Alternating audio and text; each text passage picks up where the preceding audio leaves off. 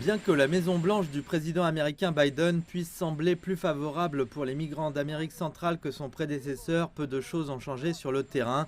Bien avant que les migrants ne se rapprochent de la frontière américaine, ils sont confrontés à des blocus militaires, à la violence des cartels criminels et maintenant des centaines de mineurs non accompagnés sont détenus par les autorités migratoires mexicaines. Depuis qu'elle a quitté le Honduras en décembre dernier, Aria Herrera n'a pas laissé ses enfants quitter son camp. Elle a été détenue pendant 2 semaines par les autorités migratoires mexicaines et a été témoin de cette nouvelle crise humanitaire de première main. Il y a beaucoup d'enfants qui viennent sans leurs parents et beaucoup arrivent sans rien du tout parce qu'ils ont été volés en cours de route. J'ai même dû partager une chambre avec quelqu'un qui était du Guatemala.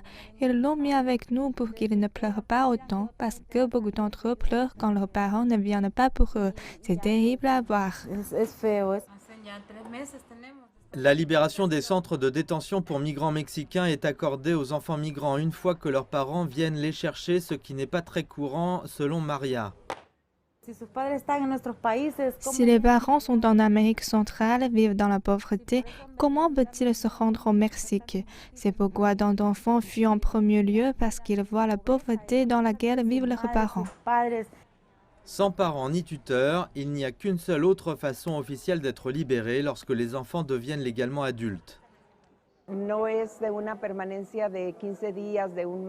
que les séjours réguliers puissent être de quelques semaines ou d'un mois, ces jeunes migrants resteront avec nous pendant des années jusqu'à ce qu'ils atteignent l'âge de 18 ans alors qu'ils sont légalement adultes et qu'ils puissent ensuite prendre leurs propres décisions quant à l'endroit où ils vont et à ce qu'ils font.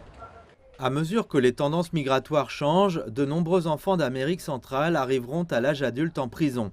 L'impact sur la vie de ces personnes et la société à laquelle ils appartiennent se verra dans les décennies à venir.